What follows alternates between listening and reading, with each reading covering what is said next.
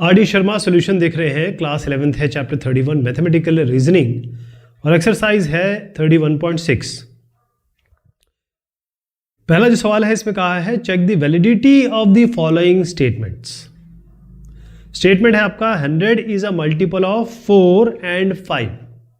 Okay, अब देखिए इसको इस तरीके से लिख सकते हैं कि 100 is a multiple of 4 and 100 multiple is a multiple of, मैं इसलिए शॉर्ट में लिख रहा हूं ताकि थोड़ा समय कम लगे, मल्टीपल ऑफ 5। ठीक, इसमें आपने देखा कि एंड से जुड़ा हुआ है ये, तो हमको एंड का देखना पड़ेगा ट्रूथ टेबल क्या होगा।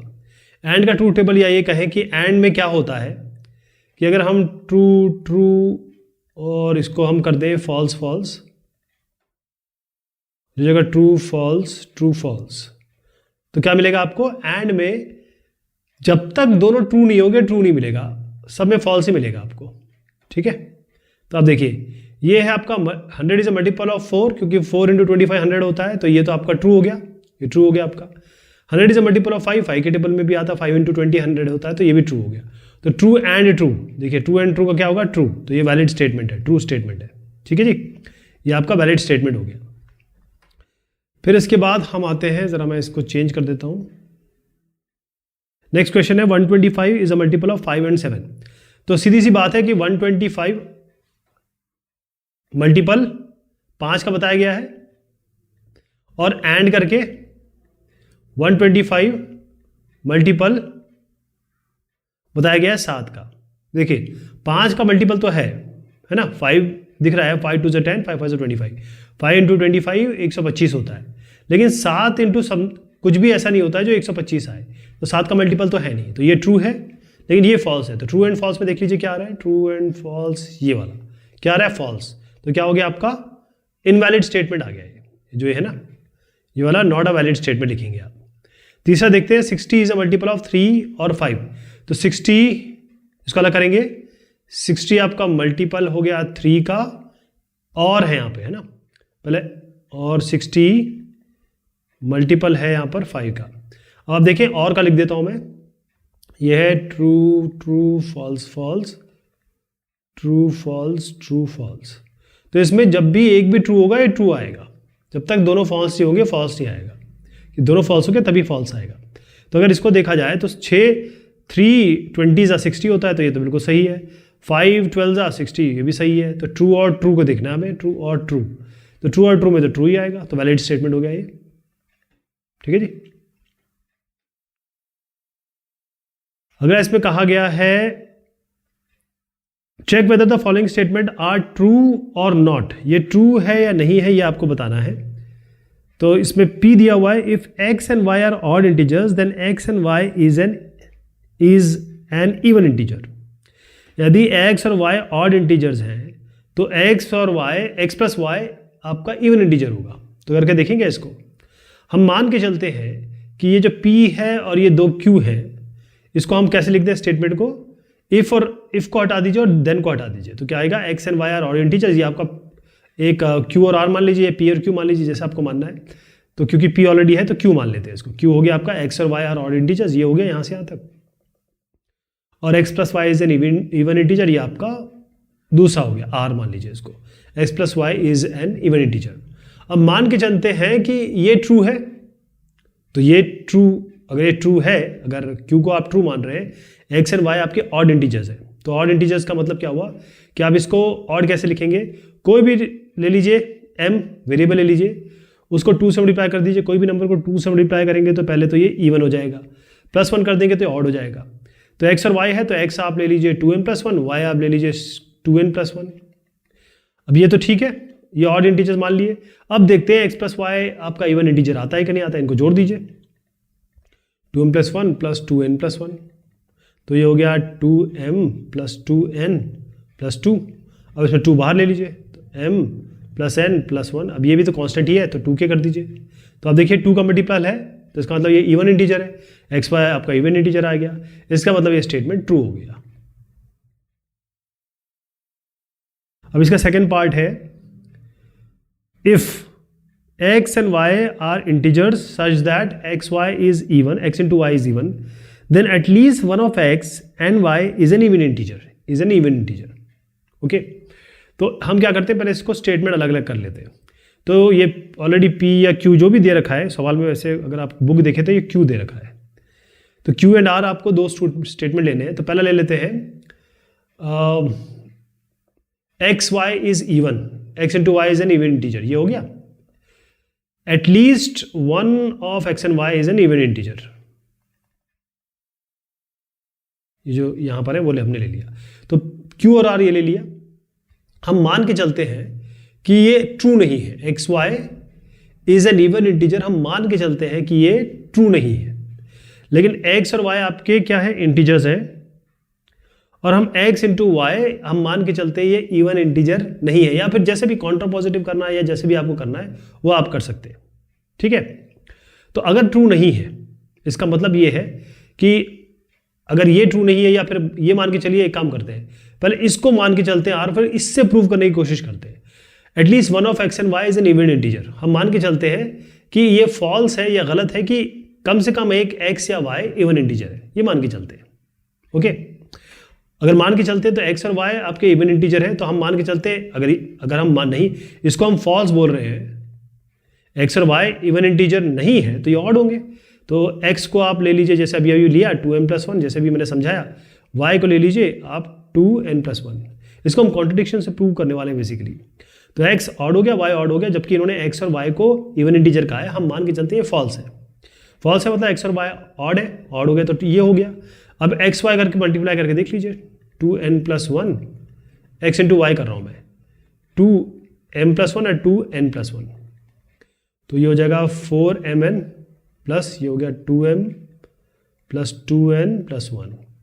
इसमें आ जाइए आप, इसमें इनमें 2 कॉमन ले लीजिए. तो mn 2mn plus m plus n और यहाँ पर हो गया आपका 1.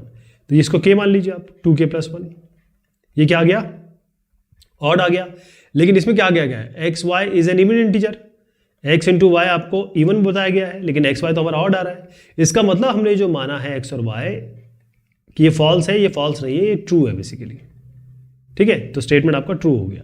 मतलब हमने गलत मान के चले और ये गलत माना तो ये नहीं, ये जो चीज़ है ये गलत आ गई.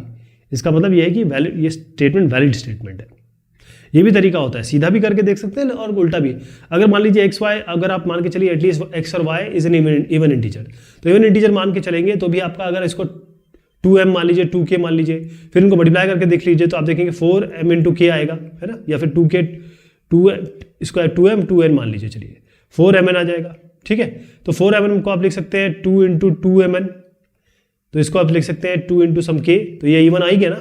तो अगर आप इसको इन दोनों को इवन मानते हैं तो ये इवन ही आएगा. तो मैंने आपको बस कॉन्ट्रा पॉजिटिव तरीके से करके दिखाया है, अदरवाइज सीधे तरीके से बहुत आसान है इसको करना. क्वेश्चन नंबर 3 देख रहे हैं. इसमें है शो दैट दिस स्टेटमेंट लिख देता हूं. अच्छा, यहां लिखा हुआ है, देखिए. इफ p कहा गया if x is a real number such that x³ plus x equal 0 then x is 0. अब इसको स्टेटमेंट को ट्रू प्रूव करना है 3 तरीके से. डायरेक्ट मेथड, कॉन्ट्रा पॉजिटिव, अभी आगे दोनों आने वाले हैं, कॉन्ट्रा पॉजिटिव भी बताऊंगा आपको और कॉन्ट्रडिक्शन से भी बताया जाएगा. ओके. पहले क्वेश्चन को अच्छे से समझ लीजिए आप. If x and y, x is a real number, x आपका रियल नंबर है इस तरीके से कि x³ प्लस x बराबर 0 है, देन x इज 0. तो x को 0 होना पड़ेगा. ओके. तो आप इसमें 2 स्टेटमेंट ले लीजिए, क्योंकि p दिया हुआ है तो हम q और r मान लेते हैं. q है अगर x रियल है, जैसे x³ प्लस x बराबर 0 है. r ले लीजिए आप x इक्वल 0. ये आपके 2 अलग अलग स्टेटमेंट हो गए. तो डायरेक्ट मेथड क्या है कि आप मान के चलिए कि भाई ये आपका जो q है ये ट्रू है. ट्रू का मतलब क्या है, x³ प्लस x बराबर 0 होगा. तो इससे x कॉमन ले लीजिए तो x² प्लस 1 बराबर 0 होगा. इसका मतलब ये 0 होगा या ये 0 होगा. ठीक है. सीधी सी बात है कि इनमें से x 0 होना चाहिए, क्योंकि ये तो 0 हो नहीं सकता, इसमें तो प्लस 1 है. कोई भी अगर ये 0 भी होता है तो प्लस 1 करके 1 आ जाएगा. इसका मतलब x जरूर 0 है. तो x 0 है, इसका मतलब ये ट्रू हो गया. इसके जरिए हमने ये बता दिया कि हाँ ये सही है. तो अगर इफ p देन r, ये ट्रू स्टेटमेंट हो गया। यदि ये है तो ये है। अब इसको हम करते हैं मेथड ऑफ कॉन्ट्रापॉजिटिव से। कॉन्ट्रापॉजिटिव से कैसे करेंगे इसको जरा समझिए। कॉन्ट्रापॉजिटिव से हम मान के चलते हैं कि जो r है वो ट्रू नहीं है, यानी कि हमारा x 0 नहीं है। ठीक है, x 0 नहीं है तो अगर हम मान के चल रहे हैं कि भाई ये हमारा x 0 नहीं है, r हमने मान के चला कि ये नहीं है, तो x जो p है वो है x cube plus x square x plus 1 लिख सकते हैं। ठीक, इसका मतलब ये कभी 0 नहीं होगा। अगर ये मान के चल रहे हैं कि x 0 नहीं है तो ये 0 नहीं होगा, तो ये होगा 1, मान लीजिए 2 है, 2 स्क्वायर 2 प्लस 1। ठीक है, तो 2 2 4 और ये 3 12, यानी अगर x 0 नहीं है तो ये x क्यूब प्लस x भी 0 नहीं है।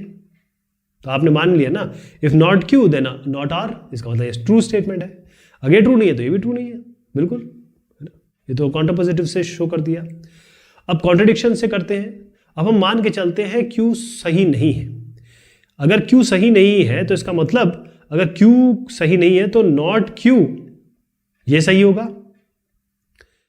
मैं ये कहने का मतलब है कि आप मान के चल रहे हैं q ट्रू नहीं है, इसका मतलब ये फॉल्स है, q फॉल्स है, इसका मतलब नॉट q ट्रू होना चाहिए।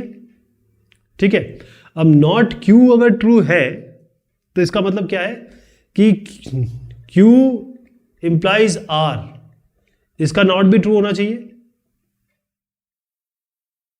ठीक है जी, इसका मतलब इसका q एंड नॉट r ये भी ट्रू होना चाहिए।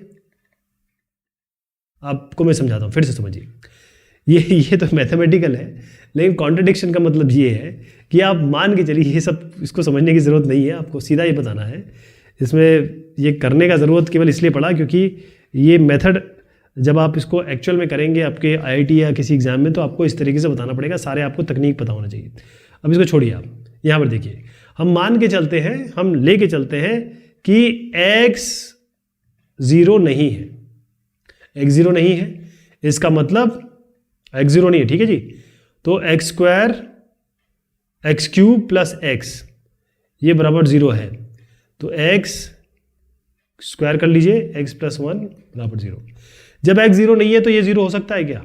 मैंने अभी आपको करके दिखाया, 2 डाल के दिखाया है ना। कोई भी नंबर डालिए, आपको ये 0 नहीं मिलेगा। तो जब x 0 नहीं है तो ये 0 कैसे आ सकता है? तो इसका मतलब हमने जो x 0 नहीं माना है, x को 0 माना है, वो कॉन्ट्रडिक्शन है। x 0 ही होगा तभी ये 0 आ सकता है, यही है बेसिकली कॉन्ट्रडिक्शन। अगला सवाल है इसमें, चौथा सवाल। इसमें क्या कहा गया है? Show that the following statement is true by the method of contrapositive. Contrapositive से बताएंगे। तो आप इसमें देखिए, जो स्टेटमेंट है पढ़ देता हूं, फिर आपको बताता हूं उसके 2 पार्ट कौन से हैं। ये है if x is an integer and x square is odd then x is also odd. अगर आपने इसकी एक्सरसाइज अच्छे से की हो तो उसी का सवाल है ये। ठीक, तो if x is an integer मतलब x इंटीजर है एंड x स्क्वायर आपका ऑड है तो x भी ऑड होगा। ओके, तो इसको 2 भाग में कर लेते हैं। पहला तो ये कर लेते हैं, इसमें q मान लेते हैं, if x is integer and x square is odd. यहां से यहां तक हम q मान लीजिए, यहां से ये वाला आपका r मान लीजिए। ठीक, हमको करना है इसको कॉन्ट्रा पॉजिटिव से। तो अगर आपका ये इफ p देन q है तो कॉन्ट्रा पॉजिटिव क्या होता है? If not q then not p। ठीक है जी, तो हमको लेना पड़ेगा ये इफ लेट r भी फॉल्स, क्योंकि ये इसको पहले ये यहां पर आएगा। ठीक है, ये p है, ये q है, तो ये जो ऑड है इसको नॉट ऑड मानना पड़ेगा। हम मान के चलते हैं कि x नॉट ऑड है। ठीक है, यानी x इवन है। x इवन है तो किसी टाइप का ये होगा, 2 × n होगा, किसी तरीके से ट्वाइस इंटू समथिंग होगा। ओके, अब इसको स्क्वायर कर दीजिए, x स्क्वायर बराबर 4n स्क्वायर, ये 4n स्क्वायर है। इसका मतलब ये है कि x स्क्वायर बराबर 2 × 2n स्क्वायर। इस 2n स्क्वायर को k मान लीजिए, तो x स्क्वायर क्या आ रहा है आपका? इवन आ रहा है। x को आपने ऑड माना, x को आपने नॉट ऑड माना, यानी x को इवन माना, तो आपका x स्क्वायर क्या आ रहा है? ये आपका इवन आ रहा है। Even, x square is an even integer, इसका मतलब ये फॉल्स हो गया। तो आपने इफ नॉट q जब किया तो ये p अपने आप नॉट हो गया कि x स्क्वायर ऑड नहीं है, x स्क्वायर इवन है भाई। तो इसका मतलब ये है कि जब इफ़ पी देन क्यू में आपने इसको नॉट किया, यहाँ पर नॉट किया, तो ये भी आपका ऑड नहीं इवन आ गया, तो ये भी एक्स स्क्वायर वाला जो पोर्शन है, मतलब जो आपका ये क्यू है, ये भी नॉट हो गया। तो इफ ये पी जो है वो नॉट हो गया, तो ये पी नॉट हो गया। इफ क्यू नॉट क्यू करते ही इफ नॉट पी आ गया, तो काउंटर पॉजिटिव से ये समझ में आ गया कि ये ट्रू स्टेटमेंट है। अगला जो सवाल है इसमें कहा गया है show that the following statement is true. Statement is true. अब आप जरा देखिए इस है क्या। ये है the necessary and sufficient condition for integer n to be even is n square must be even. ठीक, आपको show that the following statement is true, statement आपको केवल इतना दिया है, इसको दोबारा लिखा गया है, स्टेटमेंट आपको पढ़ देता हूं। स्टेटमेंट है the integer n is even if and only if n square is even. मैं लिख देता हूं जो एक्चुअल स्टेटमेंट है, यानी the integer n is even if and only if. ये मेन चीज है इसमें, सारा जो क्वेश्चन वो इस पे दारोमदार इस पे है, if and only if n square is even. तो इसको ऐसे लिखा जा सकता है the necessary and sufficient condition for n square integer n to be even is n square must be even. इसके इस तरीके से लिखा जाता है। या फिर इसको भी अगर आप p और q फॉर्म में, मतलब दो भाग में तोड़ लें, तो ये कह सकते हैं इंटीजर n इज इवन, ये आपका p हो गया, इफ एंड ओनली इफ को हम अभी देखेंगे, और ये आपका n स्क्वायर इज इवन, ये q हो गया। तो बेसिकली आपको क्या करना है कि अगर आपको ये ट्रू बताना है तो पहला है इफ p देन q, और फिर आपको बताना है इफ q देन p। ठीक है जी, ये आपको बताना है if p then q and if q then p। ठीक, अब आप देखिए कि इफ p देन q का मतलब यह है यदि इंटीजर n इवन है तो n स्क्वायर इवन होगा। इसको पहले प्रूव कर लेते हैं, मैं पहला कर रहा हूं, यानी कि हम मान के चलते हैं कि n इवन है, तो अगर n इवन है इसका मतलब n को आप कुछ 2k या 2m मान लीजिए। अब क्योंकि n स्क्वायर इवन प्रूव करना है तो n स्क्वायर कर दीजिए इसको, ये हो जाएगा 4, 2 स्क्वायर 4 हो जाएगा, m स्क्वायर, तो इसको लिख सकते हैं आप 2 इंटू 2m स्क्वायर, यानी कि 2 इंटू k हो गया, इसको k मान लीजिए। तो n square 2 into k 2 into something is even, तो ये इवन हो गया। तो इफ p देन q तो आपने प्रूव कर लिया, ये वाली चीज़ तो प्रूव कर ली। अब आइए आपको if q then p prove करना है, दूसरी चीज़ प्रूव करना है। तो मान के चलते n स्क्वायर इवन है आपका, अगर n स्क्वायर इवन है तो इसको हम जरा कॉन्ट्रा पॉजिटिव मेथड से करेंगे, इससे इस तरीके से नहीं करेंगे। जो मैं सेकंड वाला है, ये तो पहला वाला कर लिया, ये वाला भाग ये पहला है, दूसरा वाला कर रहा हूं, लेकिन इसको हम करेंगे कॉन्ट्रा पॉजिटिव से। ठीक है जी, कॉन्ट्रा पॉजिटिव मेथड ले रहे हैं इसमें मान के चलते हैं कि जो n है आपका, ये जो n है वो इवन नहीं है, मतलब हम जो n को इवन नहीं मान रहे हैं, तो n इवन नहीं है, इवन नो, नॉट इवन, इसका मतलब n ऑड है। ठीक है, n ऑड है, अगर हम मान के चल रहे हैं कि n इवन नहीं है तो n ऑड है, तो n ऑड है, इसका मतलब n को हम 2k + 1 लिख सकते हैं। तो n स्क्वायर क्या हो जाएगा, इसको स्क्वायर कर दीजिए, ये हो गया a + b का होल स्क्वायर, तो a square + 1 + 2 into 2k, 4k square plus ये हो गया 4k + 1। तो यहाँ पर क्या बनेगा आपका, इसको आप देखिए, यहाँ से मैं ले रहा हूँ, नहीं ये a square + b square + 2ab, a square 4k square + b square + 2 into t, ये 4k हो गया, तो 4k स्क्वायर + 4k + 1 हो गया। इससे आप करिए 2 कॉमन ले लीजिए, तो 2k स्क्वायर + 2k + 1। अब ये जो है इसको आप कुछ भी मान लीजिए, जैसे p मान लीजिए, या p तो खैर वेरिएबल हमने लिया हुआ है, तो इसको मान लीजिए कुछ, चलिए k ही मान लीजिए, तो ये हो गया 2k + 1। अब देखिए 2k + 1 क्या होता है, ये तो ऑड है, तो आपने n को मतलब नॉट, जब ये नॉट किया, काउंटर पॉजिटिव का मतलब क्या है कि आप मान के चले कि n इवन नहीं है, यानी कि नॉट p किया आपने, और यहाँ पर आपने क्या प्रूव कर दिया, नॉट q, क्योंकि n स्क्वायर आपका ये ऑड आ रहा है, जबकि n स्क्वायर इन्होंने इवन कहा है, तो ये नॉट q प्रूव कर दिया। n स्क्वायर ऑड इंटीजर है, n square not an even integer है, तो इफ q देन पी भी आपने प्रूव कर दिया कि इसका मतलब यही होता है ना, if not P implies not Q, यही तो होता है इफ क्यू देन पी। तो इसका मतलब ये है कि आपने इफ पी देन क्यू भी प्रूव कर दिया, इफ क्यू देन पी भी प्रूव कर दिया। इसका मतलब ये स्टेटमेंट जो है आपका, या ये जो बेसिक स्टेटमेंट है, ये ट्रू हो गया आपका।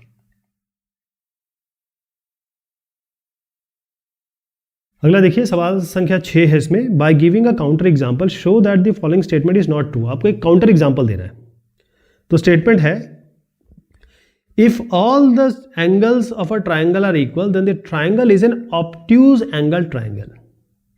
यानी सारे एंगल यदि ट्राइंगल के इक्वल हैं, ये तो आपको पता ही है खैर कि सारे एंगल अगर ट्राइंगल के इक्वल होते हैं तो आपको पता है कि ये इक्विलैटरल ट्राइंगल होता है ना। लेकिन इन्होंने कहा है then the triangle is an obtuse angle triangle. आपको ये बताया गया है अगर सारे एंगल एक जैसे हैं, इक्वल हैं, तो वो ऑब्ट्यूज एंगल ट्राइंगल हो गया, यानी कुछ इस तरीके का ट्राइंगल बनेगा।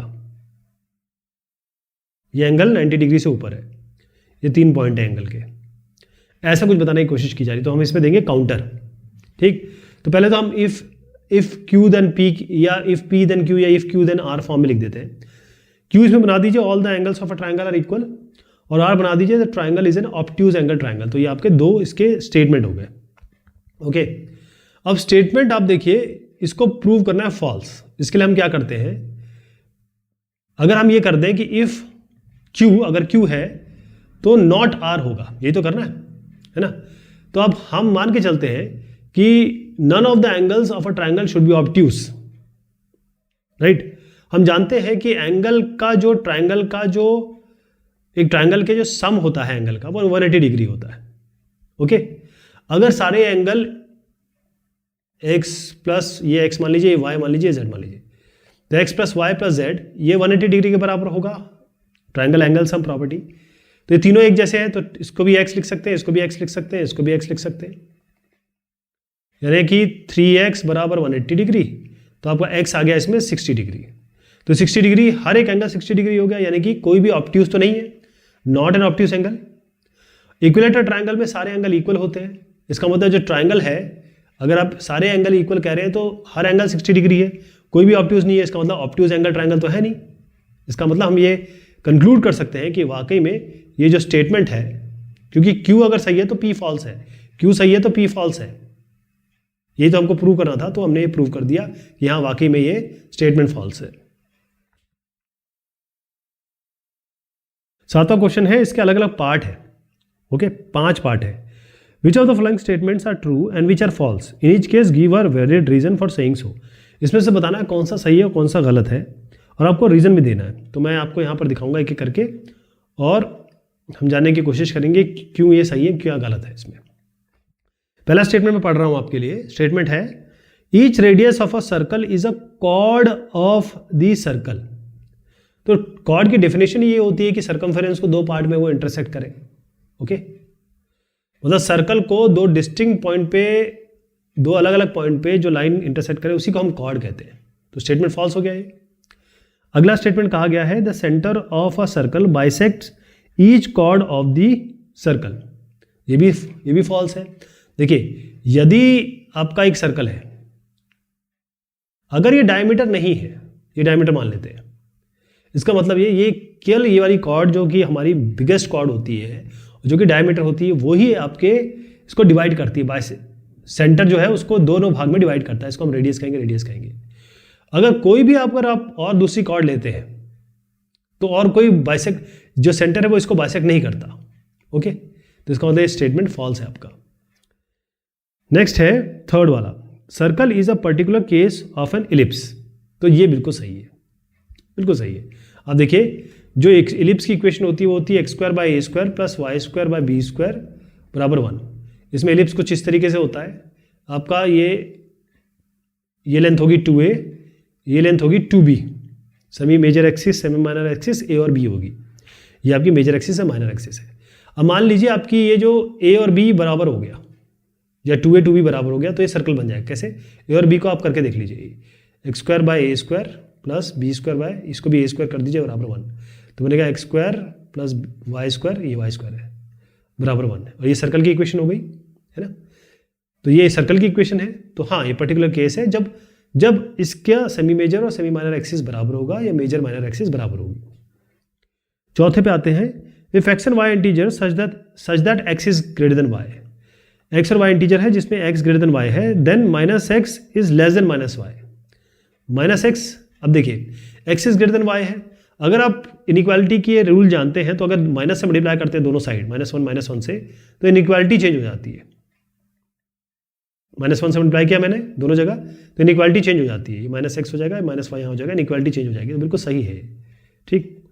अगला है √11 इज अ रैशनल नंबर। पहली चीज तो ये है कि 11 आपका प्राइम नंबर है, और हम जानते हैं कि कभी भी किसी प्राइम नंबर का जो हम स्क्वायर रूट लेते हैं तो वो इर्रेशनल नंबर होगा। तो सीधी सी बात है कि √11 आपका इर्रेशनल नंबर है, और इसमें ये कहा गया है कि जो स्टेटमेंट है उसमें कहा गया है कि this is a rational number, जो कि गलत है, तो ये स्टेटमेंट फॉल्स हो गया। अब आपका 8वां सवाल है, इसमें कहा गया है determine whether the argument used to check the validity of the following statement is correct. अब आपका इसमें आर्ग्यूमेंट भी दिया हुआ है और स्टेटमेंट पहले बता देता हूं। स्टेटमेंट ऐसा है, if x² is irrational then x is rational. ये तो देखते ही आपको लग रहा है कि गड़बड़ हो रही है। अगर x² इरेशनल है तो x रैशनल है, और इसका आर्गुमेंट जो दिया है, the statement is true because number, statement ये दिया हुआ है कि अगर x² बराबर π² है और ये इरेशनल है तो x बराबर π ये आपका इरेशनल हो जाएगा। ओके, तो ये आर्गुमेंट दिया हुआ है। तो आप देखिए, ये जो आर्गुमेंट हमने लिया है ये आर्गुमेंट ही गलत है, क्योंकि x² बराबर π² इरेशनल है और x बराबर π ये इरेशनल दिया हुआ है। अगर इस स्टेटमेंट के हिसाब से अगर देखा जाए तो x² बराबर π² इरेशनल है, तो x² बराबर π ये आपका रैशनल होना चाहिए। अगर स्टेटमेंट ये दिया हुआ है कि x² बराबर π² इरेशनल है, इसीलिए x² बराबर π रैशनल है, ये आपका स्टेटमेंट इसकी प्रूविंग के लिए दिया है, तो स्टेटमेंट ही गलत बता रहा है ये। इसके हिसाब से तो ये इरेशनल हो जाना चाहिए ना यहाँ पर, तो इसलिए वैलिडिटी हमने यहाँ पे चेक कर ली, आर्गुमेंट इसका गलत है ये। ओके, 8वें का फॉल्स कह सकते हैं आप इसको। चलिए साहब, ये सवाल जवाब हुए इस एक्सरसाइज के। बहुत शुक्रिया।